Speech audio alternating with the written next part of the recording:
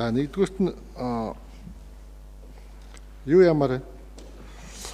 Энд өгсөн санал танилцуулгаас өөр гадна дахиад санал өгч болох уу?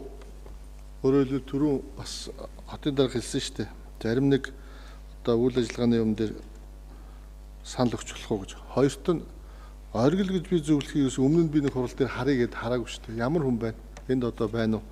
Байвал одоо хуралд суух уу? Би асуумаар.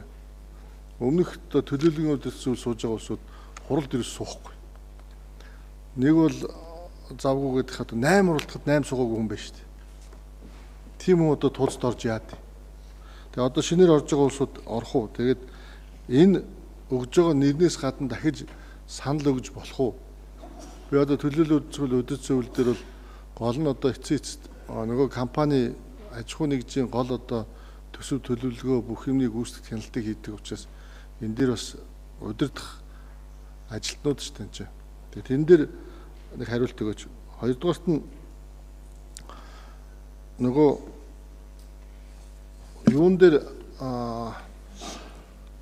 зарим одоо аж ахуй нэгжийг дотор нь одоо нөгөө нэмж байгаатай холбогдуулаад энэ дээр саналын томьёол даруулж нэмж болохгүй те.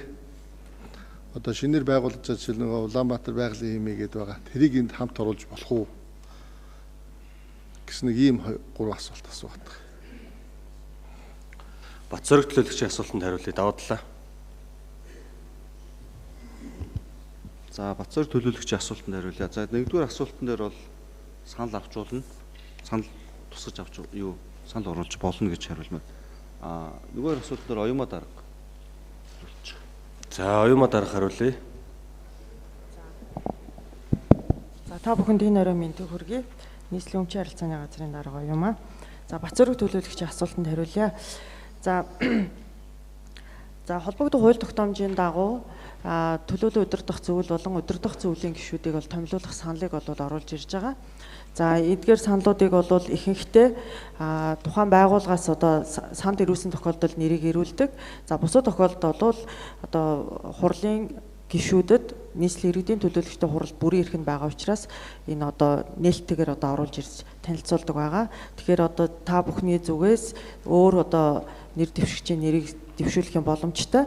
За хоёрдугаар гэх юм бол нийслэлийн иргэдийн төлөөлөгчдийн хурлын ажлын алба маань бол энэ нэр дэвсэн албан тушаалтнуудын хасуумыг бол авилгалтай тэмцэх газарт бол мэдүүлдэг. За тэгээд тэндээс бол мэдүүлэг одоо дэмжигдсэн тохиолдолд бол томилох үйл ажиллагаа явагдах ийм процесстэй байгаа.